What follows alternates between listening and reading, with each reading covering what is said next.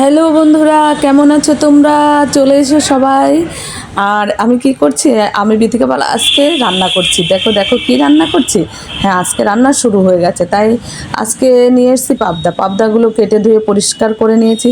পাবদার কি করব সেটা তো আমি চিন্তা ভাবনা করে রেখেছি। আমার বর বলেছিল দুধ পাবদা করতে, তাই দুধ পাবদা করব। দুধ পাবদা করতে গেলে হলুদটা দিলে কালারটা বোঝা যাবে না, তাই শুধু নুন রেখে পাবদাগুলো কিছুক্ষণের জন্য রেখে দিলাম। রেখে দিয়ে শুধু পেঁয়াজটা কেটে নিয়েছি আর কিছু সাদা সর্ষে। তোমরা এখানে চাল মোগরা, আর এটা কি বলো তো, এটা হচ্ছে শাহি মির্চি, সে कहती है শাহি মির্চি, মানে গোলমরিচ আছে। আর এটা হচ্ছে যাতে কালারটা মানে ফিকা বা কালো অন্য না হয়ে যায়, দুটো রসুন কোয়া দিয়ে দেবো, একদম সামান্য রসুন কোয়া, আর দু কুচি আদা দিয়ে দেবো। আদা রসুন কম, একদম দুধ পাবদা করতে লাগে না কিছু, কোনো কিছু না।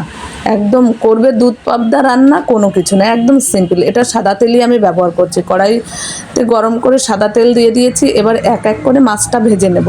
কেন বলো তো, মাছটা বেশি কড়া করেও ভাজা যাবে না, আবার একটু ভাজা না হলে মাছটা ভালোও লাগবে না।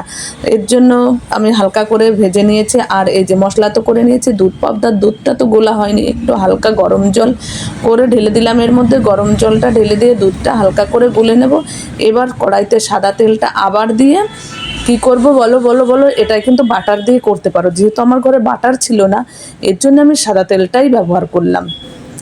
সাদা তেলের মধ্যে এবার কি শাহি মির্চি আর কি শাহি মরিচ দেয়া হলো, আর দেয়া হলো পেঁয়াজ, আর দেয়া হলো কি বন্ধুরা, লঙ্কা কিন্তু দেয়া হয়নি, কাঁচা লঙ্কাও দেয়া হয়নি, শুকনো লঙ্কাও দেয়া হয়নি, আর নুনই দেয়া হয়েছে। হলুদটা একদমই দেওয়া হয়নি, শুধু কালারটা একটু সুন্দর থাকবে বলে। মাছগুলো ভাজা রেডি, এদিকে মশলাটাও হয়ে গেছে কষানো। এবার দুধটা ঢেলে দিয়ে কিন্তু টকবক করে ফুটতে দিতে হবে, একদম ঢাকা দেবে না। ঢাকা দিলে দুধটা কেটে যাওয়ার ভয় থাকে, আগেও একদিন বলেছি আমি।